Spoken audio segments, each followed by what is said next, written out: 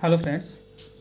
तो जैसा कि मैंने लास्ट वीडियो में बताया था कि मैं क्लास 8 के सभी क्वेश्चन को लेकर आऊँगा और इसका इंट्रोडक्शन हो ही गया था पहला चैप्टर का परिमेय संख्या। तो आज मैं परिमेय संख्या का पहला चैप्टर लेकर आया हूँ। तो देखिए ये पहला क्वेश्चन है, -4/5 को ऐसे परिमेय संख्या के रूप में व्यक्त कीजिए जिसका हर निम्नलिखित हो। तो पहला ऑप्शन दिया है 30 और दूसरा है -45, मतलब 30 हो और -45 हो।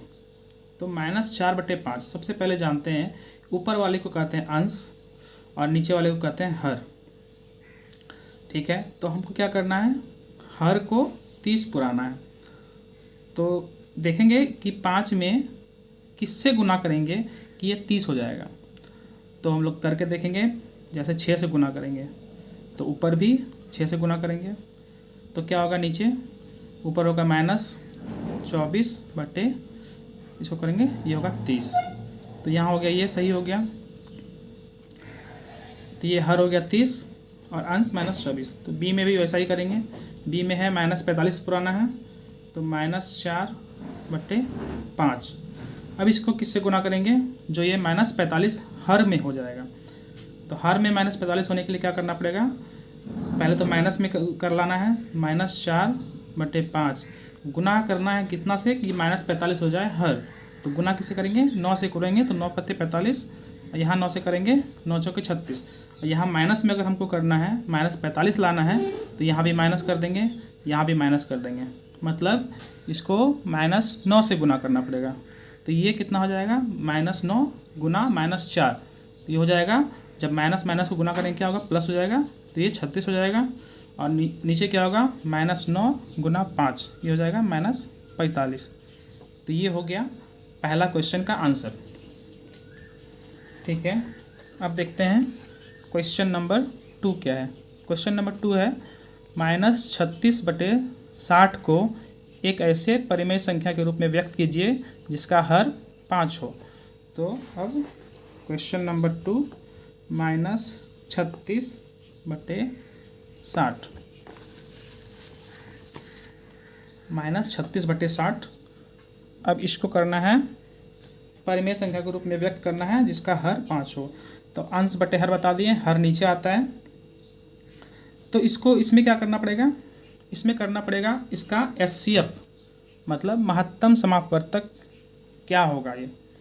तो महत्तम समापवर्तक देखेंगे कि 36 और 60 ये सबसे महत्तम समापवर्तक होता है। सबसे बड़ी से बड़ी संख्या, वो सबसे बड़ी से बड़ी संख्या जो ये दोनों को काट दे, जो दोनों को काट दे।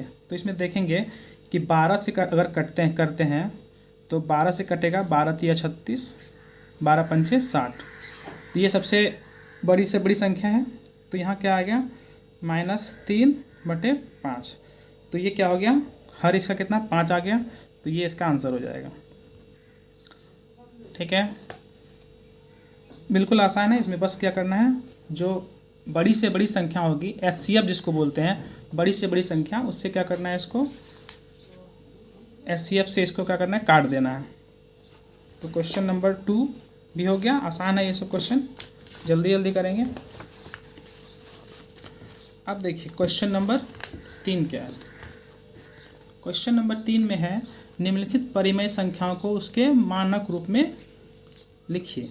निम्नलिखित परिमेय संख्या को उसके मानक रूप में लिखिए। तो मानक रूप में लिखेंगे क्वेश्चन नंबर 3। तो क्वेश्चन नंबर 3 में क्या क्वेश्चन है, निम्नलिखित परिमेय संख्या को उसके मानक रूप में लिखिए।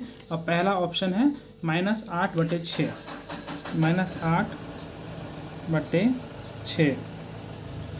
तो मानक रूप होता क्या है, पहले ये जान लेते हैं। स्टैंडर्ड फॉर्म होता है। मानक रूप को इंग्लिश में क्या बोलते हैं, स्टैंडर्ड फॉर्म। तो स्टैंडर्ड फॉर्म होता है कि संख्या जब कटना बंद हो जाए, जैसे -8 है और 6 है, जब संख्या कटना बंद हो जाए तब वो अपने स्टैंडर्ड फॉर्म में आती है। जैसे 8 को कटाएंगे और 6 को, तो पहले तो सबसे बड़ी से बड़ी संख्या से कटाना पड़ेगा जो दोनों को काटेगा। तो इसमें देखेंगे कि 2 से तो दोनों कट रहा है, 3 से दोनों नहीं कट रहा है, 4 से भी दोनों नहीं कट रहा है। तो फिर इसको कितना, 2 से ही कटाएंगे। 2×4 = 8, 4 बार में कटेगा। 2×3 = 6, 3 बार में कटेगा। तो अब ये कटने वाला है नहीं, तो ये क्या हो गया, स्टैंडर्ड फॉर्म में आ गया, मानक फॉर्म में आ गया। तो मानक फॉर्म से क्या होगा -4/3, ये इसका आंसर हो गया। तो मानक फॉर्म या स्टैंडर्ड फॉर्म इसी को बोलते हैं कि जब संख्याएं कटनी बंद हो जाती है तो उसको ही कहते हैं मानक फॉर्म या स्टैंडर्ड फॉर्म। ये क्वेश्चन नंबर 3 में और भी क्वेश्चन है, या खुद आप लोग बना सकते हैं। एक और क्वेश्चन मैं बना के दिखा रहा हूँ, जैसे -12/30, इसका B of question number B है -12/30।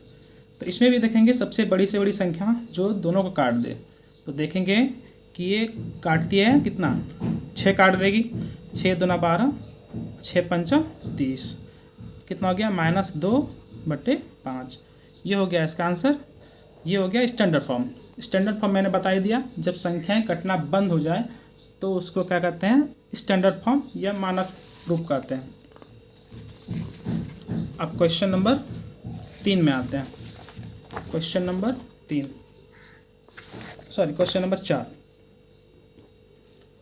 क्वेश्चन नंबर 4 क्या है देखते हैं। क्वेश्चन नंबर 4 है, निम्नलिखित में प्रत्येक में से कौन सी संख्या बड़ी है। अब बड़ी और छोटी का हम लोग को डिटरमाइन करना है। तो देखेंगे क्वेश्चन है,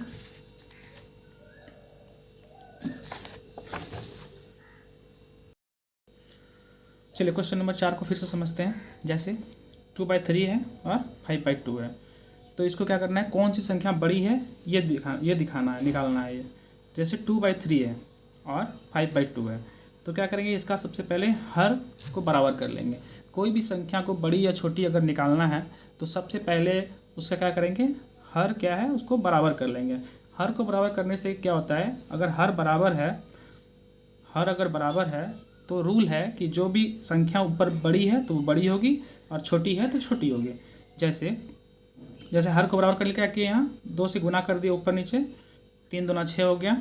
और यहाँ भी हर पे क्या किए, 3 से गुना कर दिए। यहाँ 3 से गुना कर दिए, 6 पुराने के लिए 3 से गुना कर दिए, नीचे 3 से गुना किए तो ऊपर भी 3 से गुना किए, यहाँ भी नीचे 2 से गुना किए तो ऊपर भी 2 से गुना किए।